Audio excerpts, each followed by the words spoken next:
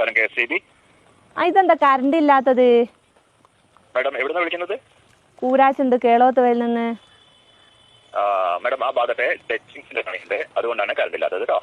ഏത് നമ്മൾ തൊട്ട് കൂട്ടുന്ന ടച്ചിങ്സോ? അയ്യോ മാഡം, ആ ടച്ചിങ്സ് അല്ല, കറണ്ട് കമ്പിയിൽ തട്ടി നിൽക്കുന്ന മരക്കൊമ്പുകളൊക്കെ വെട്ടുന്നുണ്ട്, അതുകൊണ്ടാണ് അതിന്റെ പണി. അത് കഴിഞ്ഞാൽ വരണം. നിങ്ങൾ എന്റെ വീടിന് മുമ്പിലെ ടച്ചിങ്സ് എപ്പോഴാ വെട്ടി തരിക?